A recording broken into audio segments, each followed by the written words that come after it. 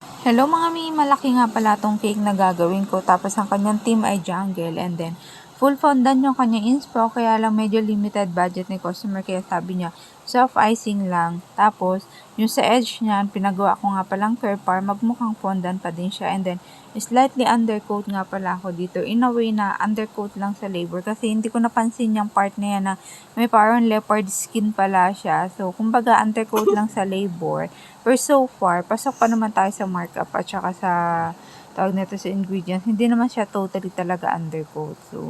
So far, mabilis lang naman siyang gawin. Ganyan nga pala, para magmukha siyang pinunit-punit na balat, 'di ba? Pag sa mga fondant, ganun kasi inuka-uka ko lang siya tapos ganyan lang. Brown pa din siya. Mabilis lang naman siya ilagay kaya sabi ko kahit paano okay din lang. Ano to, tapos since medyo budget kasi sa customer yung details niya, hindi niya din pinagawang fondant, talagang ano lang, talagang printed topper lang dapat yan. Kaya lang sabi ko parang hindi siya ganun kaganda na talagang printed. Kaya pinag-decidean ko, ginawa ko na lang cardstock yung kanya mga dahon-dahon. Tapos ayan sa part na yan, parang may shade ng green, basta land something ganun. Hindi ko totally ginaya sa info niya kasi may nilagyan ng dragis, parang feeling ko hindi siya bagay kaya hindi ko na nilagay. Tapos ito mapansin ninyo, medyo maganda yung pagkakakat. Ginamitan ko ng cutting machine nga pala itong mga dahon-dahon.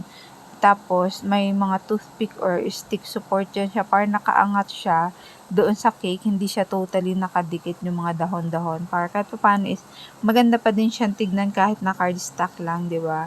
So far, natuwa naman si customer dito. Yung sa info neto, maganda siya kasi fondant yung mga dahon-dahon. Kaya lang sabi ko, pag ginawa ko siyang printed topper, parang feeling ko hindi siya ganun kaganda. Kaya yan, nalagyan ko pa ng photo top yung ano nga pala, yung cardstock na yan na dalawang tone ng green, 'di ba? So far natuwa si customer. Tapos ang bigat nga pala ng cake na to kasi halos umabot siya ng 9/6, nasa 3 kilo talaga siya. Kaya ang sakit ng kamay ko after ko ma-deliver. Ito na yung kanyang pinaka kinalabasan. So, yun lang.